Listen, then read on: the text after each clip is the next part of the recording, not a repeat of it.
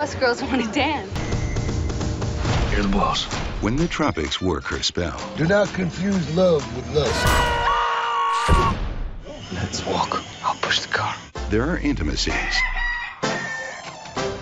Not best place to do that. A gentleman never shares. Hal? No, I'm a friend of Hal's. I was looking at his boat. We've all been down on her. It's a wonderful experience.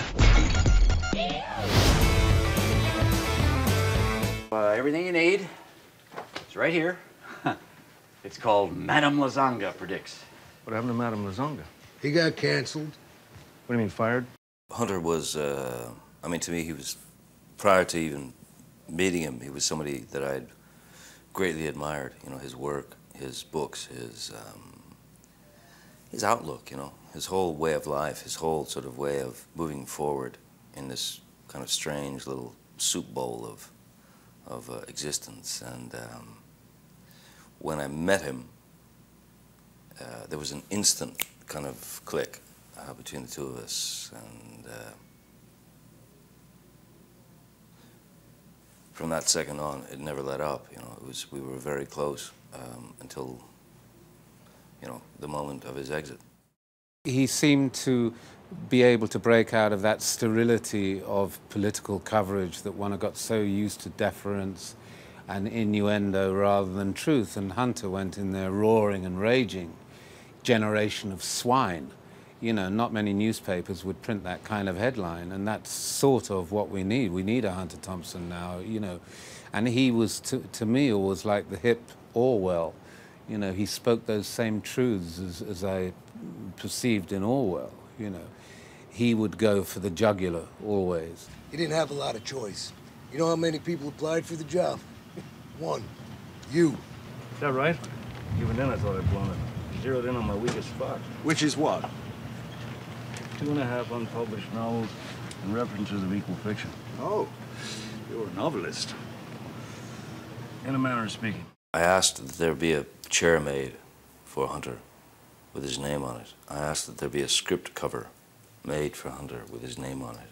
I asked that there be an ashtray and a little block of, a little packet of Dunhills with a cigarette holder every day with a lighter for Hunter.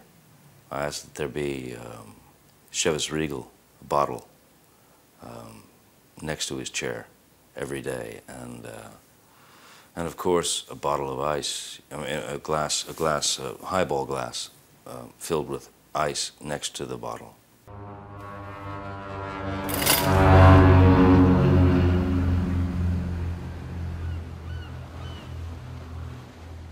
Paul Kemp is, and always was for me, the early days, the early version of Hunter S. Thompson. You know, he was always going to be that guy 10 years or 12 years prior to Fear and Loathing in Las Vegas, you know. He was that guy, you know, looking for the voice, looking for his voice and trying to find a way to express himself and write. So yeah, Paul Kemp is Hunter. Is it eggs? I don't know, sir. I didn't order it.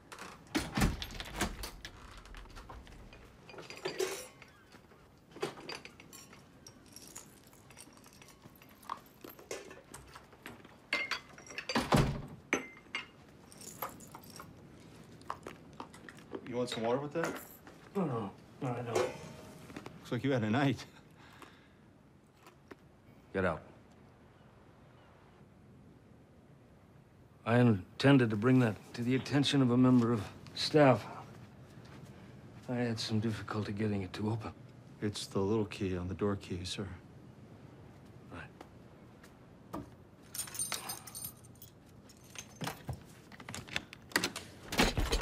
I was looking for some nuts.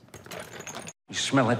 It's the smell of bankers. This place is a sea of money, Paul, and there's people like me who know how to get it out. Isn't that kind of thing illegal? It's an inappropriate comment. I'm going after him. What we do is private. We're gonna nail this guy to his own front door. How does anybody drink 161 miniatures? I Are they not complimentary? Try and look normal.